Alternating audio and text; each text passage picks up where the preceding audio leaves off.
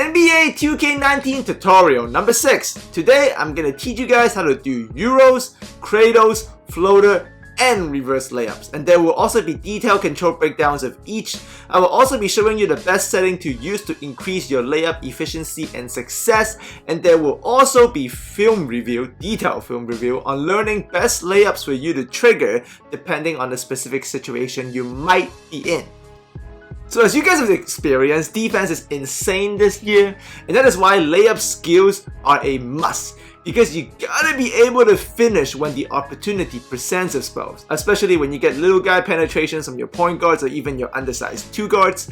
That's why you're gonna need to learn the 4 layup finishes that I mentioned earlier to maintain your overall offensive efficiency throughout the course of a game. I mean, if you got an opportunity of a clear lane or a somewhat clear lane and you don't take advantage of the right layup, you're gonna get hurt throughout the entirety of a game. So the defense moves very fast this year, so you gotta attack in tight. You're attacking within very tight windows, and a lot of the time whatever you would be considering that wasn't open in 2K18 essentially is open in 2K19 if you use the right layup, right? So the skill gap in reading and execution of layups this year is for real, but luckily I'm here to help you today by showing you how to trigger them and at the same time when to use them to the best of your abilities. So make sure you go to your controller settings and make sure your pro stick orientation is set to camera relative for best results when you are triggering advanced level layups. So let's take a look at the controls in detail. So the first one is the runner and floater, where you will be moving the left stick in the direction of the rim and you're going to hold the right stick down or away from the basket in close range, and make sure there is no turbo at all, right? So you're going to push the right stick away from the basket with no turbo while pushing the left stick towards the basket. So there it is. In this case, I'm already pushing the left stick at the basket, no turbo. I'm going to push the right stick down in this instance because down in this angle where Kyrie is facing, that's going away from the basket, right? So I'm going straight at it, so turbo, left stick, no turbo now, and push the right stick away from the basket, layup. But this time, I'm attacking in an angle, and in this instance, away from the basket is no longer down. It's actually diagonally to the left like this. That's why camera relative for pro stick orientation is important. You see, I'm pushing it to diagonally to the left, but I'm still triggering a floater because I'm pushing the right stick away from the basket. This time, same thing, away from the basket. In this case, it's just directly to the right. Pushing the left stick at the basket to the left, and no turbo. Remember, no turbo when you trigger the layup, and you get the floater. The Europstep layup, or what I call the side step layup, is where when you move the left stick once again directly at the basket, and the right stick will be on the opposite ball hand diagonally. So if the ball is in the right hand, you will push the right stick diagonally to the left to trigger. Once again, no turbo. So you can see the clip here.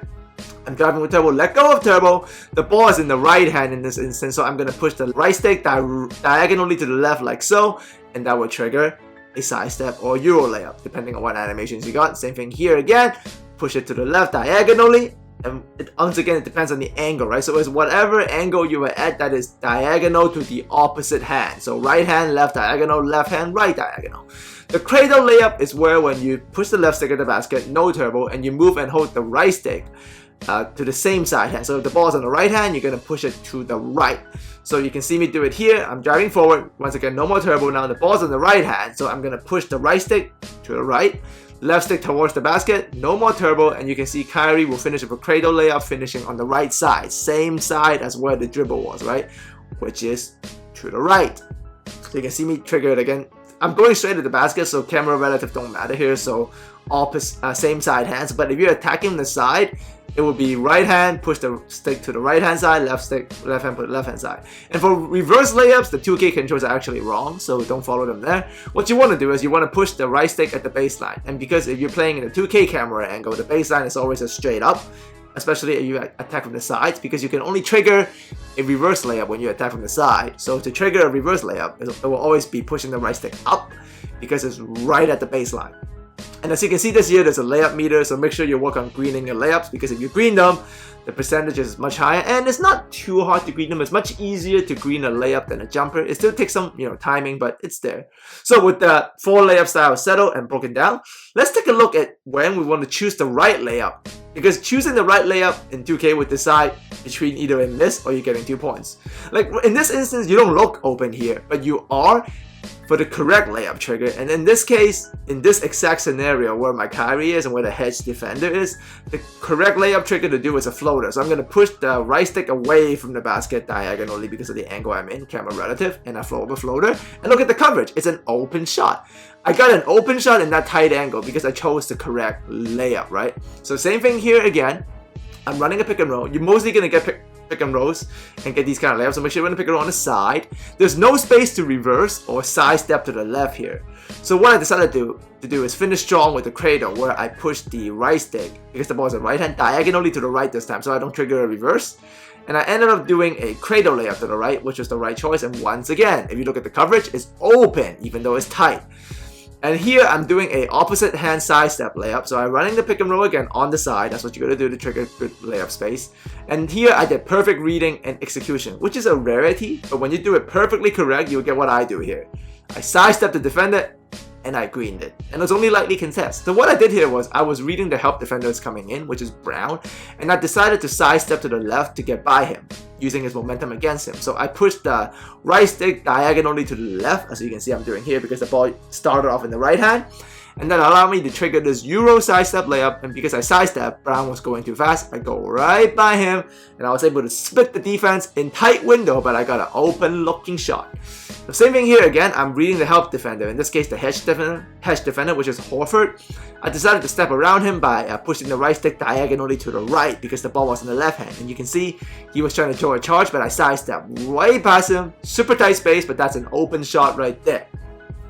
So you can see me get it to Lowry, and once again, one side pick and rolls in 3-2 or 4-1 in freelance, and you'll be able to get all these layup space.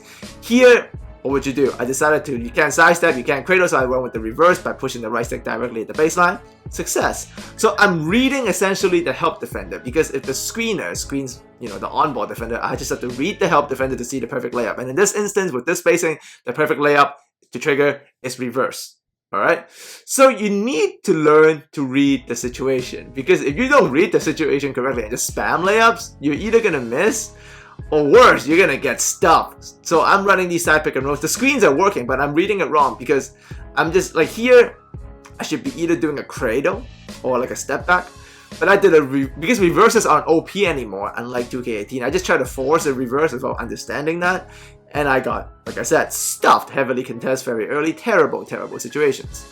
But, you know, when you do it correct, when you read it correct, you see that, Emily? That's gorgeous. When you get it correct, magic happens when you read it correctly. Because out of that instance, I got open coverage and an excellent release in such a tight window of space, right? That's how you keep your offense efficient in 2K19. Use the correct layup triggers to get open shots in tight windows. So here are some situational film tests. I'm going to pause it at the exact moment where the help defend comes, and you're going to decide. I'm going to ask you what you're going to do here. So family, what are you going to do right here? You see the help defender coming in, you nailed the pick and roll, but what would you do right here? The perfect thing to do in this instance, at least for me, was, because I know Hayward was going to come down, either kick it to Kawhi or do a floater. I ended up getting an excellent open shot. That's the key. That's what you're going to focus on, the coverage and the release. Because tight space, but if it's excellent open, that's just like a random open jumper, right? Even though you're doing a layup. But it's equivalent to that. So I nailed the pick and roll again. If you want to learn how to nail pick and rolls like these, just watch tutorial number 2 and tutorial number 3 in my auto tutorial playlist. In this instance, what's the right thing to do? You can Euro, you can floater, so what you do? You're going to sidestep to this side, right? That's the Euro to the right. Don't go Euro, so what's the baseline? No cradle, and I finished it up. I drew a foul, essentially. That's still good, right? Because I did the right thing, so he had to foul me. Once again, we got him by the screen. Now what do? Look at the help defense, ask yourself, what's the right thing to do here? And in this instance, I decided the perfect thing to do is a floater. Once again, look at the coverage, open shot. Look at how tight the spacing is, but open shot. Great offense to counter 2K19's awesome defense. So I'm just gonna leave a couple of all these situational tests here. So ask yourself, what are you gonna do? I mean, I'm probably not right here, but you can see what I did. Because lightly contested is not the best result. But let me look at how tight the space is. If you still get a lightly contested shot out of that mess, you're still doing yourself a favor in terms of, you know, maintaining efficient offense. But these side screens are pick and rolls, and all these timing on the pick and roll screens are from tutorials 2s and 3, so you can watch that. And in this instance, Hayward reach, I decided to go reverse, which is the right read. Open shot. I ran by 3 defenders in the paint to earn myself an open shot. with only a late release, so that's good work. Same thing here again. Looks pretty tight here. Can't really do much. So what do? This is what you do. You push the right stick directly at where the defender is. Sometimes when you can't do anything, do that. Because if you do that in 2K19, it actually increases the chances that you get fouled. It's like you're purposely trying to do. You're drawing contact. It's just like the NBA, right? You're doing a contact layup, but just to draw contact to hopefully you get a foul. And sometimes all you can do is that because of the way the spacing is. That's why the reading and reacting is very important. You need to understand like which 4 layups I can do, and sometimes you can't. And if you can, all you can do is push the right stick right at the help defender or the hedge defender, and hopefully you draw enough contact so you get a foul. Would you miss some of these? Yeah, but that's the part of the game. You can't make them all. And obviously, I know I taught you the layups, but don't be stubborn, right? When the mid-range is open, it's viable. Take it. Because at the end of the day, any kind of layup you do still comes with obviously forward movement. So if there is no forward space for forward movement, that means there's probably space to stop on a dime and pull up. So stop on a dime, pull it up. Open shot, late release. That's a good shot in 2K, especially in 2K19. But like I always tell you guys, challenge yourself. I have taught you the basics, I've taught you the executions, I've taught you the reading and react, but be creative. Like that layup I just did there, if you go, well, you can watch the replay here, this is pretty creative. That's a blow by, into a hesitation stop, into another right stick cross, into another blow by, that's pin, into another right stick cross, hesitation go again, into a cradle layup. That's everything I've taught you this year so far, all combined into one clip in 6 seconds. This is a fantastic, fantastic 2K game, family. Whew! I'm hyped. I hope you enjoyed this. As always, thanks for coming by. More tutorials coming, obviously, because I got the game in my hands. I will begin to focus, in play now, my team tourneys, and also how to get your guy to 99 overall. I've been labbing that kind of method, and I think I've figured out some key stuff. I haven't figured out all of it yet, but I'll update you because some of the stuff you're going to start doing early to get to 99 better for your character. So I'll probably release a video on that maybe on Monday or sometime in the week. But yes, I've been really enjoying the game, so hopefully you guys are too, and I'll see all of you next time.